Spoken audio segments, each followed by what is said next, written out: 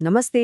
ल जाडो मौसम त सुरु भइसक्यो र यो समयमा न्यानो र स्वस्थ रहन हामी के मात्र गर्दैनौँ र आज हामी कुरा गरौँ हाम्रै परम्परागत खानाको, खासमा नेपाली माछाको, जसले यो जाडोमा हामीलाई न्यानो र फुर्तिलो बनाउन सक्छ।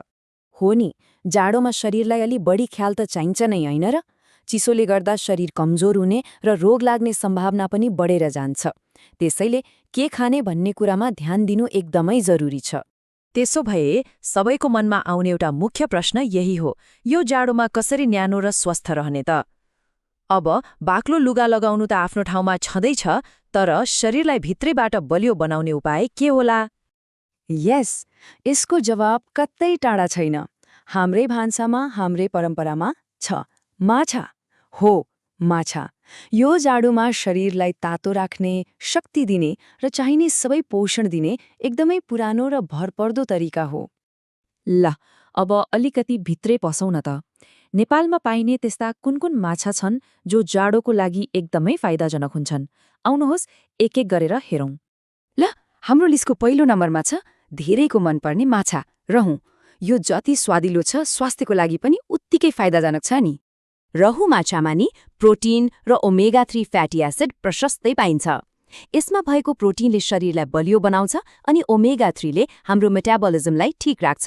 भनेपछि यी दुवै कुरा मिलेर शरीरलाई जाडोमा चाहिने तागत दिन्छन् अनि दिनभरि एकदमै फुर्तिलो महसुस हुन्छ। अब दोस्रो नम्बरमा छ नैनी वा कत्ला माछा। यो पनि बजारमा सजिलै पाइने एकदमै चलेको माछा हो।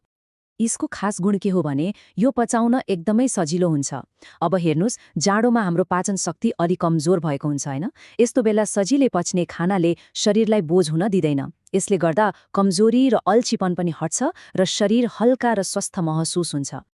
अब कुरा गरौँ मृगल माछाको, जसलाई कतिपय ठाउँमा मंगल पनि भनिन्छ। स्वाद र स्वास्थ्यको कुरा गर्दा यो त बेस्ट कम्बिनेसन नै मानिन्छ।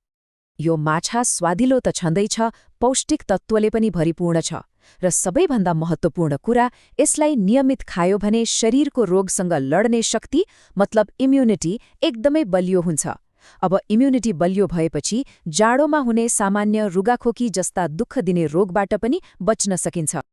ल, अहिलेसम्म हामीले कुरा गरेका 3 माछाहरूलाई एकै ठाउँमा हेरौँ न त।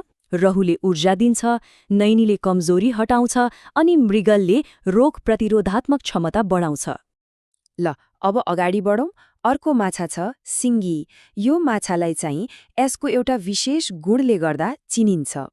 सिङ्गी माछाको तासिर भनौँ न एकदमै तातो हुन्छ। त्यसैले जाडोमा लाग्ने रुगाखोकी भयो वा कमजोरी महसुस भयो भने यो एकदमै फाइदाजनक हुन्छ। यसले शरीरलाई भित्रैबाट न्यानो बनाउँछ।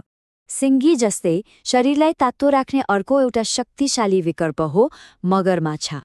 यो माछालाई त खास गरी जाडोको लागि नै एकदमै फाइदाजनक मानिन्छ, किनभने यसको मुख्य काम नै शरीरमा गर्मी पैदा गर्नु हो।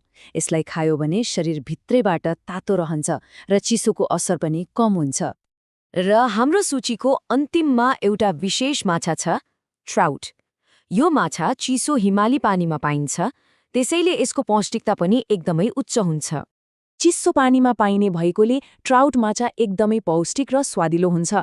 भनेपछि जाडोमा जसलाई स्वाद पनि चाहियो, स्वास्थ्य पनि चाहियो, उहाँहरूको लागि यो एउटा उत्कृष्ट रोजाइ हुन सक्छ। ल, यति धेरै माछाहरूको कुरा गरियो, अब जाडोमा माछा खानुका मुख्य फाइदाहरू के हुन् त त्यसलाई छोटकरीमा हेरौँ।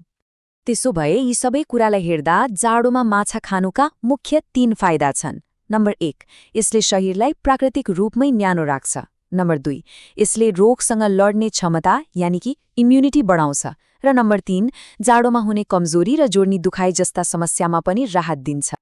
ल त, हामीले जाडोमा फाइदा गर्ने विभिन्न नेपाली माछा र तिनका गुणहरू बारे त थाहा पायौं। अब पालो हो रोज्ने। त्यसो भए अब प्रश्न यही हो, यो हिउँद आफ्नो स्वास्थ्य र स्वाद अनुसार रोजाइको माछा कुन होला?